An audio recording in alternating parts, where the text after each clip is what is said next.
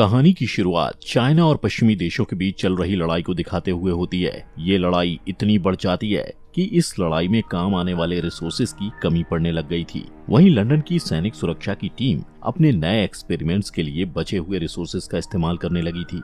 इन resources का इस्तेमाल करके मिलिट्री की टीम एक ऐसा आर्टिफिशियल ब्रेन बनाना चाहती थी जो मरे हुए सोल्जर्स को ठीक करके दोबारा जिंदा कर सकता था, और इस तरह ये लोग उन सैनिकों को एक नई जिंदगी देकर ऐसे मशीनी सोल्जर्स बना रहे थे जो उनके सारे ऑर्डर्स को बिना कोई सवाल किए माने, ताकि लड़ाई में उन मशीनी सोल्जर्स का इस्तेमाल करके दुश्मन का खात्मा किया जा सके। अब लंदन के इसी मिलिट्री बेस में डॉक्टर विंसेंट नाम का एक साइंटिस्ट था जो इस आर्टिफिशियल ब्रेन को सोल्जर्स में इम्प्लांट करता था। सबसे पहले डॉक्टर विंसेंट पॉल नाम के एक सोल्जर पर अपने बनाए हुए आर्टिफिशियल ब्रेन को इम्प्लांट करता है, जिससे पॉल जिंदा हो जाता है। असल में पॉल एक लड़ाई में 2 साल पहले मारा गया था। डॉक्टर विंसेंट देखना चाहता था कि इस आर्टिफिशियल ब्रेन इम्प्लांट के जरिए पॉल कैसे काम करता है, इसलिए वो पॉल का एक टेस्ट लेता है, लेकिन इसका रिजल्ट वैसा नहीं होता जैसा विंसेंट ने सोचा था, और इस वजह से वो थोड़ा परेशान हो जाता है। अब इस खराब रिजल्ट की वजह से विंसेंट और उसकी टीम के एक मेंबर के बीच बहस हो जाती है, क्योंकि उनका कहना था कि पॉल को खत्म कर देना चाहिए, जबकि विंसेंट उसे जिंदा रखना चाहता था। इसी दौरान पॉल एक पेन उठाता है और अचानक से विंसेंट को गले लगा लेता है। उसकी इस हरकत से विंसेंट काफी हैरान हो जाता है और उससे बैठने के लिए कहता है, लेकिन पॉल उसकी बात नहीं मानता और उसके सीने में पेन घोंप देता है, जिससे विंसेंट एक कंप्यूटर स्क्रीन के ऊपर गिर जाता है और पूरे स्क्रीन पर उसका खून बहने लगता है। अब क्योंकि पॉल एक खतरा बन गया था, इसलिए विंसेंट पॉल के सिस्टम को बंद करने के लिए कंप्यूटर पर कमांड डालने लगता है, लेकिन इससे पहले कि वो उसे बंद कर पाता, विंसेंट देखता है कि पॉल और भी ज्यादा गुस्से में है और वो बेरहमी से उसके टीम के लोगों को मार रहा है। इसके बाद पॉल एक बंदूक उठाकर विंसेंट की तरफ पॉइंट कर देता है, लेकिन जल्द ही उसे अपनी गलती का एहसास हो जाता है और वो तुरंत ही बंदूक नीचे करके विंसेंट से माफी मांगता है। तभी वहाँ लैब की सिक्योरिटी टीम आ जाती है और पॉल के सर पर गोली मार देती है। इसके बाद विंसेंट का इलाज किया जाता है। इलाज के कुछ देर बाद विंसेंट को एक डरावना सपना आता है और वो उठ जाता है। होश में आने के बाद वो तैयार होकर एक जगह जाता है जहाँ वो अपने रिसर्च टीम में नए लोगों को शामिल करने के लिए उनका इंटरव्यू लेता है। इंटरव्यू में उसके सामने कई AI मशीन्स पेश की जाती हैं और विंसेंट उनसे सवाल पूछता है, लेकिन उसे किसी का भी जवाब पसंद नहीं आता, इसलिए गुस्सा होकर वहाँ से चला जाता है। जब वो घर जा रहा होता है तब रास्ते में उसे पॉल की माँ मिलती है, जो हमेशा मिलिट्री बेस के पास ही सड़क पर खड़े रहकर अपने बेटे का इंतजार करती रहती थी। अब सीन शिफ्ट होता है और विंसेंट को अपने घर पर अपनी बेटी मैरी की देखभाल करते हुए दिखाया जाता है। मैरी को रेट सिंड्रोम नाम की एक बीमारी होती है, जिसकी वजह से उसके घुटने काम नहीं करते, वो बोल नहीं पाती है और उसके हाथ भी हिलते रहते हैं। इसके बाद फिर से इंटरव्यू का सीन दिखाया जाता है, जहाँ एवा नाम की एक लड़की आती है जो स्टैनफोर्ड की एक साइंटिस्ट थी। एवा विंसेंट के सामने अपना नया आविष्कार पेश करती है। वो अपने AI मशीन के बारे में बताते हुए कहती है कि ये डेटा प्रोसेस पर काम नहीं करता, बल्कि रोजाना मिलने वाले इंफॉर्मेशन और उससे होने वाले एक्सपीरियंस पर काम करता है। विंसेंट उसकी बात पर गौर करता है और पूछता है कि AI मशीन को एक्सपीरियंस कहाँ से मिलता है। एवा बताती है कि आर्टिफिशियल इंटेलिजेंस के साथ रोज बातें करती है और उन्हीं बातों से उसे एक्सपीरियंस मिलता है। इसके बाद विंसेंट उस AI का टेस्ट लेता है और उसके नाम के साथ साथ उससे और भी कई सारे सवाल पूछता है। उसके जवाब से विंसेंट काफी इम्प्रेस होता है और टेस्ट के बाद एवा के इस आविष्कार के लिए उसकी तारीफ करता है और कहता है कि उसने बहुत अच्छी प्रोग्रामिंग तैयार की है, लेकिन एवा कहती है कि ये प्रोग्राम नहीं बल्कि मशीन है जो सारे सवाल के जवाब खुद ही देती है। इसके बाद विंसेंट सबके लिए 10 मिनट का ब्रेक अनाउंस कर देता है। एवा को लगता है कि उसे टीम में शामिल नहीं किया जाएगा, इसलिए वो उदास हो जाती है और अपना सामान लेकर जाने लगती है, लेकिन विंसेंट उसे रोकता है और उसे उसके AI के बारे में पूरी जानकारी देने के लिए कहता है। एवा भी अपनी समझदारी दिखाती है और कहती है कि अगर वो उसे अपनी टीम में शामिल करेगा तभी वो उसे सारी बात बताएगी। विंसेंट कहता है कि एवा को उसकी निगरानी में काम करना चाहिए, क्योंकि उसके पास क्वांटम कंप्यूटर और बहुत सारे फंड और बहुत अच्छी रोबोटिक टीम है। एवा को विंसेंट पर शक होने लगता है, इसलिए वो पूछती है कि उसका असली मकसद क्या है। विंसेंट कहता है कि सैनिक सुरक्षा विभाग ने उसके कई प्रोजेक्ट में उसका साथ दिया है और उसे लगता है कि एवा के इंटेलिजेंस का इस्तेमाल करके वो रिसर्च को आगे बढ़ा सकता है। एवा विंसेंट की बात मानने से इनकार कर देती है और कहती है कि वो नहीं चाहती कि उसकी इस मशीन का इस्तेमाल सरकार के लिए हथियार बनाने में किया जाए। लेकिन विंसेंट कहता है कि वो हथियार नहीं बल्कि इंटेलिजेंट मशीन बनाने का काम करता है। इसके बाद विंसेंट वहाँ से चला जाता है। सीन शिफ्ट होता है और एवा को ड्राइव करते हुए दिखाया जाता है, जो जॉब के लिए मिलिट्री बेस में जा रही थी। लेकिन रास्ते में ही उसे पॉल की मां मिलती है, जो उसके कार का दरवाजा खोल के कहती है कि उसका बेटा मिलिट्री वालों के पास है। उसकी इस हरकत से एवा डर जाती है और कहती है कि उसे इस बारे में कुछ मालूम नहीं। जब पॉल की मां अजीब सा बर्ताव करने लगती है तो कुछ पुलिस वाले आकर उसे जबरदस्ती कार से निकालते हैं। एवा को पॉल की मां के साथ उनका ये बर्ताव अच्छा नहीं लगता, इसलिए वो भी कार से बाहर आती है और उन्हें रोकने की कोशिश करती है। एवा के ऐसे बर्ताव के लिए एक पुलिस ऑफिसर उसे तुरंत अरेस्ट कर लेता है। इसके बाद विंसेंट पुलिस स्टेशन आकर एवा की बेल कराता है। वो उसका मजाक उड़ाते हुए कहता है कि वो अपने काम के पहले दिन ही अरेस्ट हो गई। एवा बताती है कि कैसे पॉल की मां के साथ बुरा बर्ताव किया जा रहा था, लेकिन विंसेंट कहता है कि उसे पॉल की मां से हमदर्दी जताने की जरूरत नहीं है, क्योंकि उसकी दिमागी हालत ठीक नहीं है। उसका बेटा एक लड़ाई में 2 साल पहले मर चुका है और वो अभी तक इस सदमे से बाहर नहीं आ पाई है, और विंसेंट को इस बात का अफसोस भी है। इसके बाद विंसेंट एवा को मिलिट्री बेस की आसपास की जगह दिखाता है। वो लोग बातचीत कर रहे होते हैं, लेकिन उन्हें ये पता नहीं होता कि एक मशीनी सोल्जर उन पर नजर रख रही है और वो अपनी मशीनी भाषा में दूसरे सोल्जर से भी बात करती है, जिसके बाद मिलिट्री बेस की सिक्योरिटी बढ़ा दी जाती है। इस बीच विंसेंट और एवा एक लिफ्ट में जाते हैं जो जमीन के अंदर थी। जब वो लोग नीचे जा रहे होते हैं तब एवा को 2 सोल्जर्स के सर पर एक जैसा निशान दिखाई देता है। वो विंसेंट से पूछती है कि ये निशान कैसे हैं। विंसेंट बताता है कि जिनके सिर पर ये निशान दिख रहे हैं उन सोल्जर्स के दिमाग ने काम करना बंद कर दिया था। उनमें आर्टिफिशियल ब्रेन इम्प्लांट किया गया है, जिससे उनकी देखने की ताकत और पुरानी यादें वापस आ गई हैं और इससे उनकी जिंदगी और भी बेहतर हुई है। लेकिन ब्रेन इम्प्लांट के कारण इनकी बोलने की शक्ति चली गई थी, जिसकी वजह विंसेंट को भी नहीं मालूम थी। लेकिन वो कहता है कि इन सोल्जर्स ने अपनी खुद की मशीनी भाषा तैयार कर ली है, जिसके जरिए वो एक दूसरे से बात कर सकते हैं और उसके बारे में किसी को पता भी नहीं चलता है। इसके बाद वो दोनों लैब में जाते हैं जहां विंसेंट का क्वांटम कंप्यूटर था और उसे देखने के लिए एवा बहुत एक्साइटेड थी। वहां सैनिक सुरक्षा का हेड थॉमस होता है, जो एवा को गौर से देखता है। कुछ देर बाद वो एवा से मिलता है और टीम में उसका स्वागत करता है। तभी एक फीमेल मशीनी सोल्जर वहां आ जाती है, जिसका नाम सूरी था, और ये वही सोल्जर थी जो विंसेंट और एवा पर नजर रख रही थी। इस बीच थॉमस एवा की फाइल देखता है, जिसमें लिखा था कि बचपन में एवा ने एक पुलिस ऑफिसर के साथ कुछ बुरा बर्ताव किया था। थॉमस इस बारे में एवा से पूछता है और एवा कुछ कहने ही वाली होती है कि विंसेंट उसकी बात काटते हुए थॉमस से कहता है कि एवा को यहाँ पॉलिटिक्स के नहीं बल्कि रिसर्च के लिए लाया गया है। इसके बाद थॉमस भी उसकी बात से एग्री करता है और बात को बदलते हुए कहता है कि वो उन्हें कुछ दिखाना चाहता है। अब यहाँ थॉमस उन दोनों को एक कमरे में लेके जाता है, जहाँ हमें जेम्स नाम का एक हैंडीकैप आदमी दिखाया जाता है। उसके दोनों हाथ नहीं थे और यहाँ उस पर आर्टिफिशियल हैंड इम्प्लांट करने की तैयारी हो रही थी। यहाँ बताया जाता है कि यह आर्टिफिशियल हाथ सिल्क से बना है, जिस पर गोलियों और बम का भी कोई असर नहीं होता है। इस हाथ की एक ऐसी क्वालिटी थी कि वो किसी भी हाथ को टच करके उसके रंग रूप को अपना सकता था। ये सब देखकर एवा उससे पूछती है कि क्या वो लोग मशीनों को इंसानों की तरह बनाने की कोशिश कर रहे हैं। तो विंसेंट कहता है कि वो लोग इंसानों की तादाद को कम किए बिना ऐसी मशीन बना रहे हैं जो लोगों से बातचीत कर सकती है। इसके बाद जेम्स अपने हाथ की ताकत को आजमा कर देखता है और एवा जेम्स के हाथों की ताकत देखकर हैरान हो जाती है। अचानक जेम्स एवा से कहता है कि क्या वो उसे छूकर देख सकता है, क्योंकि वो फिर से किसी इंसान की स्किन को महसूस करना चाहता है। लेकिन विंसेंट ऐसा करने के लिए मना कर देता है, क्योंकि जेम्स के हाथ में इतनी ताकत थी कि वो एवा का हाथ तोड़ भी सकता था। लेकिन फिर भी एवा उसकी बात ना मानते हुए जेम्स के हाथ पर अपना हाथ रख देती है और जेम्स उसकी स्किन को महसूस करता है। इसके बाद जेम्स उसे घुमाते हुए बाकी सबसे दूर ले जाता है और उसके कान में कहता है कि उसे एवा की मदद चाहिए और वो उसे एरिया 6 में आने के लिए कहता है। एवा काफी कंफ्यूज हो जाती है। अगले दिन विंसेंट एवा के ब्रेन को स्कैन करता है और उसे क्वांटम कंप्यूटर में सेव कर देता है। विंसेंट एवा से कई तरह के सवाल करता है ताकि वो उसके ब्रेन का डेटा ले सके। उसके सवाल धीरे धीरे पर्सनल होते जाते हैं। एवा उसे अपने पिता के साथ बिताए समय के बारे में बताती है।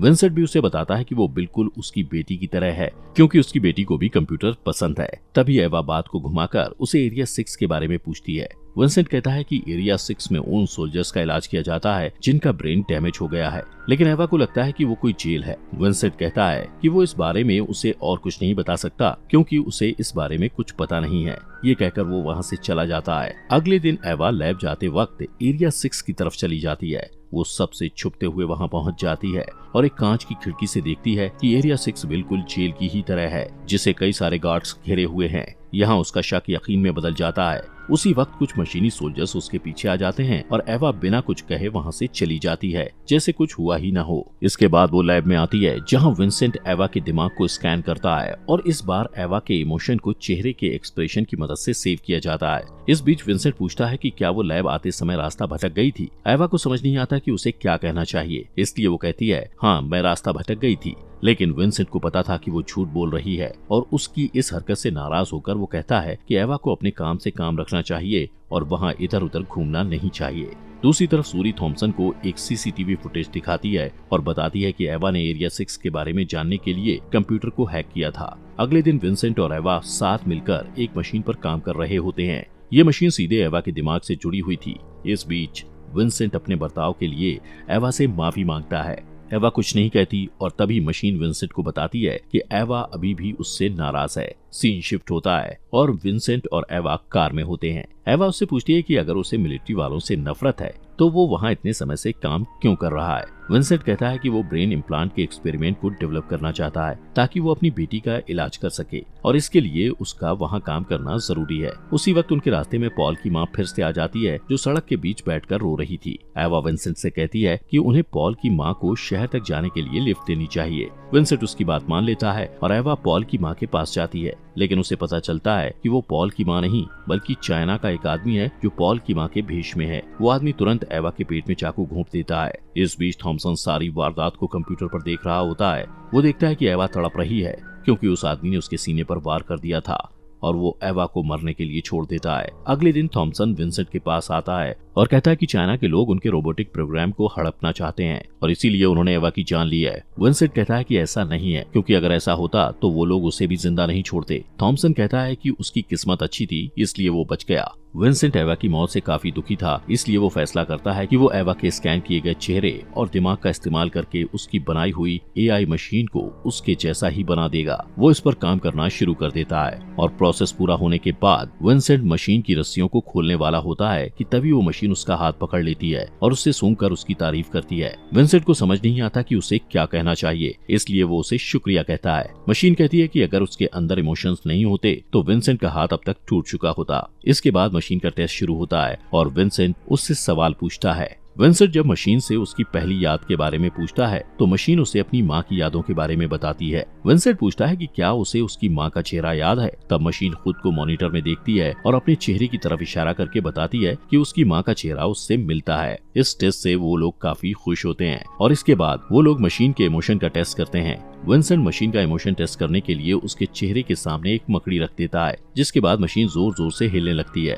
लेकिन ऐसा गुस्से की वजह से नहीं बल्कि डर की वजह से होता है। इस प्रोसेस के बाद मशीन बार बार विंसेंट को शुक्रिया कहती है क्योंकि उसने अपने आदमियों से कहकर मकड़ी को उसके चेहरे के सामने से हटवा दिया था। इस टेस्ट के रिजल्ट को देखकर विंसेंट को लगता है कि मशीन इंसानों की तरह बर्ताव कर रही है, इसलिए वो उस पर एक और टेस्ट करता है। अगले टेस्ट में मशीन एक कमरे में होती है और एक साइंटिस्ट उल्टे पांव चलते हुए उस मशीन की तरफ आता है और उसे देखकर मशीन उलझन में पड़ जाती है। उसे कुछ समझ नहीं आता। वो साइंटिस्ट एक डरावना मास्क पहने हुए था और जब वो मशीन की तरफ मुड़ता है तो उसे देखकर मशीन बहुत ज्यादा डर जाती है और तुरंत उस साइंटिस्ट के सिर के अंदर अपनी उंगलियां डाल देती है, जिससे वो वहीं मर जाता है। ये सब देखकर विंसेंट को मशीन पर बहुत गुस्सा आता है और वो मशीन पर सारा गुस्सा निकालता है। मशीन कहती है कि उसने जानबूझकर नहीं मारा और उसे नहीं पता था कि उस मुखौटे के पीछे वो आदमी है। वो अपनी गलती के लिए माफी मांगती है और अपना दुख जताने के कुछ समय बाद वो खुद को बंद कर देती है। इस घटना के बाद विंसेंट जेम्स से मिलने के लिए एरिया 6 में जाता है। यहाँ उसे पता चलता है कि ब्रेन इम्प्लांट के कारण जेम्स ने भी बोलने की शक्ति खो दी थी।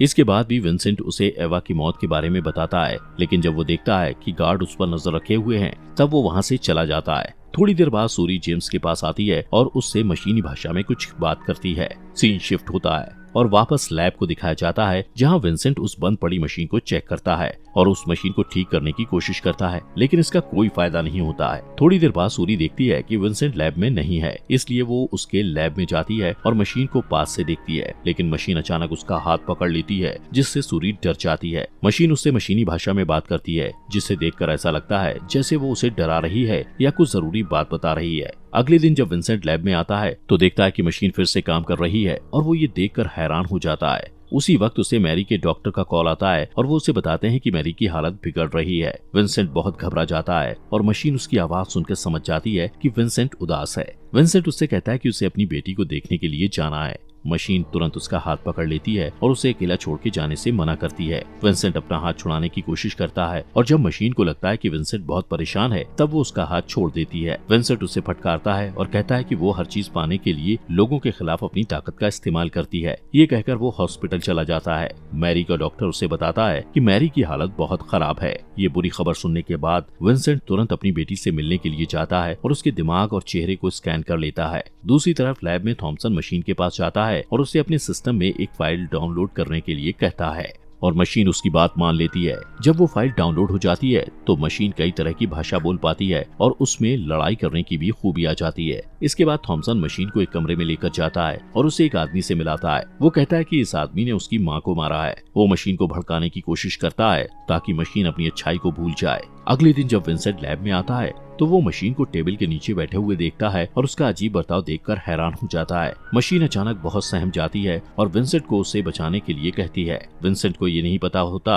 कि उसके साथ क्या हुआ है, इसलिए वो उसे दिलासा देने की कोशिश करता है। फिर विंसेंट सीधे थॉमस के पास जाता है और उससे पूछता है कि उसने मशीन के साथ क्या किया है। थॉमसन कहता है कि उसने जो किया है वो उस मशीन के अस्तित्व के लिए जरूरी है। विंसेंट कहता है कि वो सिर्फ मशीनी सोल्जर नहीं बल्कि उससे भी बढ़कर है, क्योंकि वो इंसानों की तरह इमोशन को समझ सकती है।